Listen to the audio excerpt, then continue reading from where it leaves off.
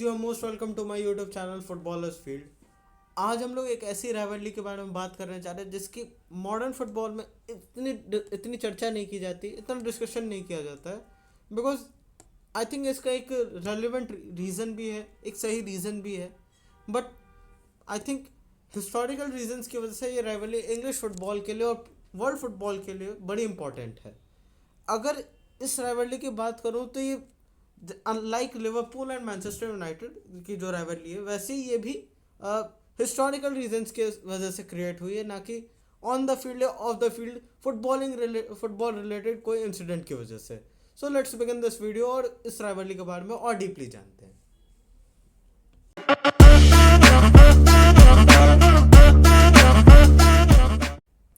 So basically मैं जिस rivalry के बारे में बात कर रहा हूँ वो है मैनचेस्टर यूनाइटेड और लीड्स की राइवलरी। ना मैनचेस्टर यूनाइटेड एंड लीड्स के बीच में जो राइवलरी है वो हो सकता है काफ़ी लोगों के लिए अननोन हो, बट हिस्टोरिकली बहुत इंपॉर्टेंट राइवलरीज में से एक है। इंग्लिश फुटबॉल को शेप करने में बहुत ज़्यादा इस राइवलरी ने मदद की है। हिस्टोरिकल रीजंस की वजह से और भी ज़्यादा इम्पोर्टेंट है। अगर इसके रूट्स को ट्रेस किया जाए तो हम लोग मिडिवल पीरियड तक पहुंच जाए। अगर इस राइवलरी की हिस्ट्री को हम ट्रेस करते हुए मिडिवल पीरियड में पहुंचेंगे तो वहाँ हमें पता चलेगा कि इंग्लैंड के थ्रोन के लिए दो हाउसेस में वॉर हुई थी। इसे कहा जाता है रोजेस वॉर, और भी अलग अलग नामों से ना जाता है, सिविल वॉर भी काफ़ी लोग कहते हैं इसे। बट इस वॉर के हम लोग क्या हुआ था इसमें पहले इसे जानते हैं। सो बेसिकली क्या हुआ था इस वॉर में, हाउसेस ऑफ लैंगस्टर जो प्रेजेंट डे लैंकशायर काउंटी से बिलोंग करता और हिस्टोरिकली मैनचेस्टर भी लैंकशायर काउंटी का पार्ट था, और हाउसेस ऑफ यॉर्क्स जो हिस्टोरिकल काउंटी जो है यॉर्कशायर की, वहाँ से बिलोंग करते हैं, और जो लीड्स सिटी जो है वो भी हिस्टोरिकली यॉर्कशायर काउंटी का ही पार्ट है ना। इस वॉर में बहुत ज़्यादा दोनों साइड से कैजुअलिटीज़ हुई, जिसकी वजह से ये वॉर काफ़ी हद तक दोनों साइड्स के लिए कुछ बैड मेमोरीज क्रिएट किया, एक बिटरनेस क्रिएट किया, जिसकी वजह से दोनों साइड्स में काफ़ी सारे कॉन्फ्लिक्ट्स हुए। काफ़ी टाइम्स अलग अलग जगह कम्पीट किया एक दूसरे के अगेंस्ट, एक दूसरे को एक के ऊपर एक देखना नहीं चाहते थे। वो चाहते थे कि तो या तो बराबर हो या फिर कोई एटलीस्ट एक उनसे ऊपर हो। और मोस्टली अगर देखा जाए तो इंग्लिश फुटबॉल में जो भी राइवलरीज हैं वो ऐसे ही क्रिएट हुई हैं, अगर किसी दो काउंटीज़ के कॉन्फ्लिक्ट की वजह से या फिर किसी दो शहर के कॉन्फ्लिक्ट्स की वजह से। Now fast forward to 18 and 19th century. इस टाइम पे इंडस्ट्रियल रेवोल्यूशन हुआ था इंग्लैंड में, जिसकी वजह से लीड्स में एक टाउन हॉल बनाया गया जो उस समय पूरे नॉर्थ वेस्ट इंग्लैंड का सबसे बड़ा टाउन हॉल हुआ करता था। जिसके बाद एक बिटरनेस क्रिएट हुई मैनचेस्टर के लोगों को, क्योंकि वो देखना नहीं चाहते थे कभी भी यॉर्कशायर की किसी सिटी को मैनचेस्टर के ऊपर जाते हुए। लेटर ऑन ये बिटरनेस और भी बढ़ गई, क्योंकि उस टाउन हॉल को ग्रेड 1 लिस्टेड बिल्डिंग बना दिया गया, जिसके बाद मैनचेस्टर में भी सेम टाउन हॉल बनाने की डिमांड उठने लगी और उससे बड़ा टाउन हॉल बनाने की ना। उसके बाद मैनचेस्टर में भी वो उससे बड़ा टाउन हॉल बना, और कहा जाता है कि वो इंग्लैंड का भी सबसे बड़ा टाउन हॉल बना। उस टाउन हॉल में अगर देखा जाए तो उससे भी आगे जाके ग्रेड 1 लिस्टेड बिल्डिंग बनाया गया ना। ग्रेड 1 लिस्टेड बिल्डिंग का ये मतलब हुआ कि उसको ब्रिटिश गवर्नमेंट की परमिशन के बिना ना तो डिमोलिश किया जाता, ना ही उसके स्ट्रक्चर में कोई चेंज किया जा सकता है। इन कुछ इंसिडेंट्स की वजह से ये राइवलरी और भी ज़्यादा सावर बनती गई, और भी ज़्यादा बिटर बनती गई, जो धीरे धीरे करके स्पोर्ट्स की फील्ड में भी आते गई। रग्बी में, क्रिकेट में इनकी राइवलरीज हर जगह आते गई, जिसके बाद इसको रोजेस राइवलरी कहा जाने लगा। सो बेसिकली रोजेस राइवलरी का ये मतलब होता है, अगर आपने कभी भी लैंकशायर के किसी भी क्लब को देखा होगा तो वहाँ पे आपने देखा होगा कि उनके उनके या तो crest में एक रेड रोज बना होता है, या फिर कोई उनके किट का कलर एटलीस्ट या तो रेड होता है, या फिर कहीं ना कोई रेड का एलिमेंट होता है ना। अगर इसका रीज़न अगर ट्रेस किया जाए तो हाउस ऑफ लैंगस्टर का जो सिंपल था वो एक रेड रोज था, जिसकी वजह से अपने आप को हिस्टोरिकली लैंकशायर का पार्ट दिखाने के लिए क्लब्स क्या करती थी कि वो अपने क्रस्ट में या फिर अपने किट्स के कलर में कुछ ना कुछ ऐसा एलिमेंट ऐड किया करती थी जो कि हिस्टोरिकली लैंकशायर के रूट से कनेक्टेड हो। अगर ऐसे देखा जाए तो मैनचेस्टर यूनाइटेड का भी जो कलर है वो रेड कलर है, वो इसी वजह से इंस्पायर हुआ था, क्योंकि जो लैंकशायर के जो लैंकेस्टर हाउस था, उसका जो सिंबल था, जो कोट ऑफ आर्म्स था, उसमें एक रेड रोज था, उससे इंस्पायर होके ये किया गया। और भी क्लब्स में आप नोटिस कर सकते हैं, जैसे कि अगर आप देखा जाए तो बोल्टन के भी क्रस्ट में एक रेड रोज है, और भी जितने लैंकशायर के क्लब्स हैं उसमें भी ब्लैकबर्न के क्रस्ट में भी एक रेड रोज है। और अगर वही लीड्स की तरफ बात की जाए तो लीड्स का भी सिमिलर ही रीज़न था। हाउस ऑफ यॉर्क्स का जो कोट ऑफ आर्म्स था उसमें वाइट रोज था। जिसके बाद जो लीड्स के ज़्यादातर क्लब्स हैं उसमें आप नोटिस करेंगे, या तो उनके क्रस्ट में वाइट का कोई ना कोई एलिमेंट होगा, वाइट रोज होगा, या फिर उनका उनके किट का कलर वाइट होगा। अगर आपने कभी नोटिस किया हो तो लीड्स यूनाइटेड के क्रस्ट में भी एक वाइट रोज बना हुआ है। शेफील्ड वेडनेसडे के भी क्लब क्रस्ट में भी आप एक वाइट रोज नोटिस कर सकते हैं। और साथ ही साथ आप और भी कई सारे क्लब्स में नोटिस करेंगे, शेफील्ड यूनाइटेड के भी क्रस्ट में एक वाइट रोज नोटिस कर सकते हैं। और लीड्स की भी किट का कलर जो है वो इसी वजह से बेसिकली आया था, जो कि उन्होंने इंस्पायर किया था वो वाइट रोज से।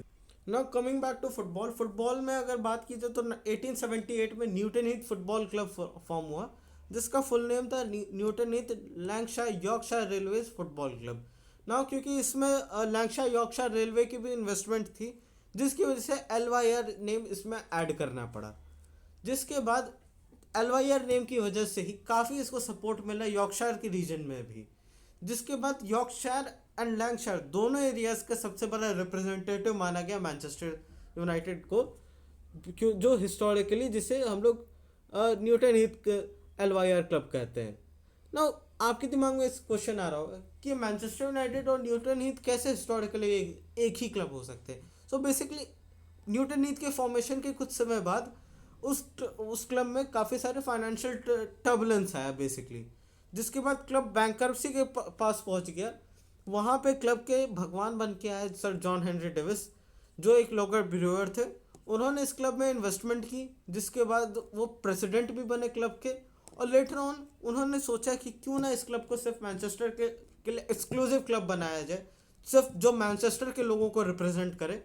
इसलिए उन्होंने इस क्लब का नाम बदल के Newton Heath LYR football club किया ना। अगर आगे आए तो लीड सिटी का फॉर्मेशन हुआ था 1904 में, जिसके बाद वो दोनों Manchester United and lead city एक दूसरे से पहली बार 1906 में मिले थे ना। इसका कहीं मुझे ऑफिशियल रिकॉर्डेड रिजल्ट नहीं मिला कि क्या इस गेम का रिजल्ट रहा, बट इतना मुझे पता चला कि 1906 में ये दोनों एक दूसरे के अगेंस्ट पहली बार मिले थे एक किसी कॉम्पिटिटिव फुटबॉल मैच में। Later on lead city dissolve हो गई, जिसके बाद एक और नए क्लब का फॉर्मेशन हुआ उसी लीड्स के सिटी में, जिसका नाम था लीड्स यूनाइटेड।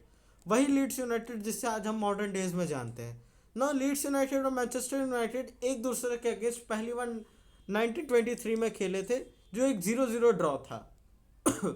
जो जिसका ये मतलब हुआ कि लीड्स और मैनचेस्टर यूनाइटेड पहली बार 1923 में एक दूसरे के अगेंस्ट खेले थे। उसका रिजल्ट बेसिकली 0-0 ड्रॉ रहा। और अगर आगे बढ़े तो हम लोग पहुंचते हैं 1960s एंड 70s के टाइम पे ना। 1960s एंड 70s के टाइम पे ये राइवलरी अपने पीक पे थी। मैनचेस्टर यूनाइटेड के उस वक्त मैनेजर सर मैट बसबी थे, और लीड्स यूनाइटेड के जो मैनेजर थे वो थे डॉन राइव थे। अब अगर इसको देखा जाए तो पहली बार इस एरा में अगर देखा जाए तो सबसे इंटेंस गेम जो रहा वो था 1964-65 सीजन का FA कप का सेमीफाइनल ना। इस राइवलरी के लिए काफ़ी एक डिफाइनिंग गेम था, जिसने इस राइवलरी को और भी ज़्यादा सावर बनाया और भी ज़्यादा बेसिकली हिस्टोरिकली रेलिवेंट भी बनाया। लेटर ऑन देखा जाए तो उसके बारे में काफ़ी सारी चीज़ें न्यूज़पेपर में आई। एक न्यूज़पेपर में कहा गया a pack of dog snapping and snarling at each other, जिसका मतलब ये हुआ। और अगर मैं इसको और डीपली एक्सप्लेन करूँ तो ये गेम काफ़ी ज़्यादा वायलेंट था। इस गेम में काफ़ी सारे रेड कार्ड्स निकले। इस गेम में काफ़ी सारे फॉल्स हुए, जिसके बाद ये गेम को उस समय का सबसे वायलेंट गेम माना गया ना। अगर 1972 की बात करें, मैनचेस्टर यूनाइटेड को लीड्स यूनाइटेड ने 5-1 से बीट किया था। और हमें याद रखना चाहिए उसी से 4 साल पहले 1968 में मैनचेस्टर यूनाइटेड ने यूरोपियन कप जीता था under the leadership of Bobby Charlton. अगर ऐसे देखा जाए तो इसी वजह से और भी ज़्यादा ये चीज़ें इंटेंस होती है, और भी ज़्यादा हिस्टोरिकल बनती है राइवलरी। और आगे बढ़ा जाए 1990s के टाइम में, तो 1991-92 सीजन में मैनचेस्टर यूनाइटेड 4 पॉइंट से बस लीड से अपना टाइटल खो गई उस सीज़न। नहीं तो अगर 4 पॉइंट्स अगर मैनचेस्टर यूनाइटेड के पास और आ जाते तो हम लोग लीड्स यूनाइटेड को हरा के उस साल का फर्स्ट डिवीजन जीत जाते। लेटर ऑन अगर देखा जाए तो उसके बाद लीड्स काफ़ी यो यो क्लब की तरह वर्क करने लगी। बेसिकली वो बार बार रेलीगेट होते रहे, प्रमोट होते रहे, रेलीगेट होते रहे, प्रमोट होते रहे। जिसके बाद अगर मॉडर्न एरा की अगर बात करें तो सबसे इम्पोर्टेंट अगर टर्निंग पॉइंट की बात करें तो 2004 में लीड्स यूनाइटेड रेलीगेट हो गई। जिसके बाद 2004 से लेकर 2020 के बीच में लीड्स एंड मैनचेस्टर यूनाइटेड के बीच में कोई भी ऐसा कोई कॉम्पिटिटिव गेम नहीं खेला गया। जिसके बाद पहली बार जो अगर इस पीरियड में देखा जाए तो एक ही कॉम्पिटिटिव गेम खेला गया था, वो था 2010 में FA कप का मैच, जिसमें लीड्स यूनाइटेड ने सबको शॉक करते हुए उस गेम को 1-0 से एट ओल्ड ट्रैफर्ड जीत लिया उससे ना। उसके बाद फास्ट फॉरवर्ड करते हैं 2020-21 सीजन में। इस सीजन लीड्स यूनाइटेड प्रमोट होकर प्रीमियर लीग में वापस आ चुकी थी, जिसका मतलब था कि वापस इस राइवलरी का बेसिकली एक रिवाइवल फेज शुरू होने वाला था। ये राइवलरी रिवाइव हुई, लेकिन अनफॉर्चुनेटली लीड्स के लिए काफ़ी अच्छी शुरुआत नहीं थी। लीड्स ने मैनचेस्टर यूनाइटेड के अगेंस्ट ये गेम 6-2 से हारा।